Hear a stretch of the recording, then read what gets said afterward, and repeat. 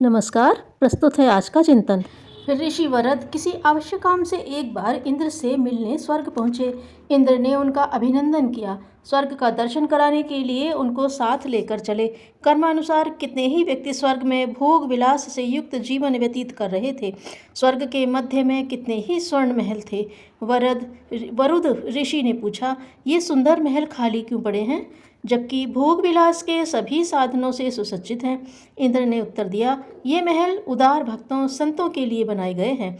खाली इसलिए पड़े हैं कि वे यहाँ आकर भोग विलास में नहीं रमना चाहते। उन्हें जन सेवा में ही आनंद आता है। ईश्वरीय सहयोग ऐसे भक्तों के लिए स्वयं उमड़ता रहता है। एक राजा ने संत की ख्याति सुनी। नदी के किनारे दर्शन के लिए पहुँचे। देखा तो संत के शरीर पर वस्त्र नाम मात्र के थे, जो थे वे भी फटे हुए। सोचा कुछ सहयोग करना चाहिए। संत से बोले, महात्मा आप कहें तो आपके लिए इतने धन की व्यवस्था कर दूं ताकि आपका काम चलता रहे। संत मुस्कुराए और बोले, आप जो देना चाहते हैं वह पाना होता तो मैं उसी के लिए पुरुषार्थ करता और पा लेता। अब तो जो चाहिए वह परमात्मा ही दे सकता है, वह आप दे नहीं सकते। एक बुढ़िया घर में अकेली थी। जो मिलता उसी से शिकायत करती, भगवान मुझे ले जाने चिट्ठी ही नहीं भेजते। लोग हंस देते। एक दिन घर में काला सांप निकला।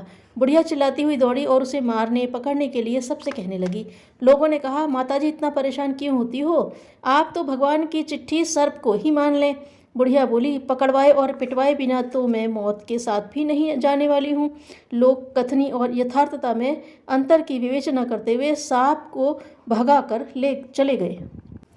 जेल में व्यक्ति रहता है, फौज में व्यक्ति रहता है, पर घर परिवार का ख्याल बना रहता है। इसी प्रकार हम भी संसार में रहें, परंतु जहाँ से आए हैं, जहाँ जाना है, उसका ध्यान हर समय रखें तो हमारे लिए जीवन की सार्थकता बन सकती है। दिल्ली का बादशाह मोहम्मद तुगलक विद्वान भी था और उदार भी। प्रजा के लिए कई उपयोगी काम भी उसने किए, किंतु दो दुर्गुण ऐसे थे जिनके कारण वह बदनाम भी हुआ और दुर्गति का शिकार भी।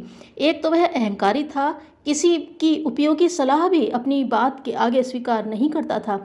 दूसरा जल्दबाज भी इतना था कि जो मन में आए उसे तुरंत कर गुजरने के लिए आतुर हो उठता था। उसी सनक में उसने नई राजधानी दौलताबाद बनाई और बन चुकने पर कठिनाइयों को देखते हुए रद्द कर दिया। एक बार बिना चिन्ह के तांबे के सिक्के चलाए लोगों ने नकली बना लिए और अर्थव्यवस्था बिगड़ गई। फिर निर्णय किया कि तांबे के सिक्के खजाने में जमा करके चांदी के सिक्कों में बदल लें। लोग सारा सरकारी कोष खाली कर गए। फिर एक बार चौगुना टैक्स बढ़ा दिया। लोग उसका राज्य छोड़कर अन्यत्र भाग गए। विद्वता और उदारता जितनी सराहनीय है, उतनी ही अहंकारिता और जल्दबाजी हानिकारक है। दो छोटी छोटी पोखरी थी, इसका पानी उसमें और उसका पानी इसमें होता रहता था। कोई प्रयोग नहीं करता था।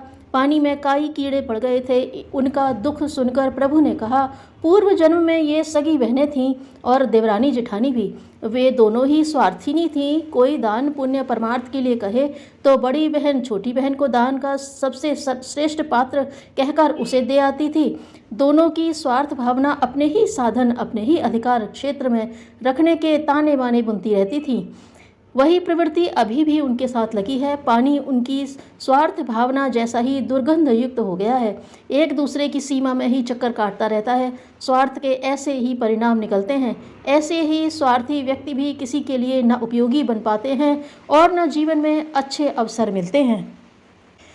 उपासना लौकिक कामनाओं के लिए न हो, बल्कि भगवान की साझेदारी के लिए, भगवान को स्मरण रखने के लिए, भगवान का आज्ञानुवर्ती होने के लिए और भगवान को अपना समर्पण करने के उद्देश्य से होनी चाहिए।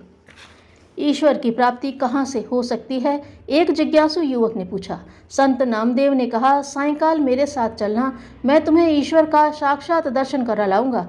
युवक शाम की उत्सुकता पूर्वक प्रतीक्षा करने लगा। शाम हुई और चल पड़ा संत के साथ। संत नामदेव ने हरिजन बस्ती में एक वृद्ध के घर उसे ले जाकर खड़ा कर दिया। टूटी खाट पर एक बोरा बिछाए एक 10 वर्षीय मातृहीन बालक लेटा हुआ था। वैद्यों ने बताया था कि उसे क्षय रोग हो गया है। संत नामदेव ने प्यार से उसे दवा पिलाई, सेवा शुश्रूषा की। थोड़ी देर बाद दूसरे दिन पुनः आने का आश्वासन देकर युवक को लेकर वापस चल पड़े।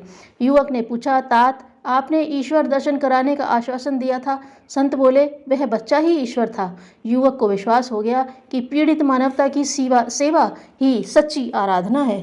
धन्यवाद।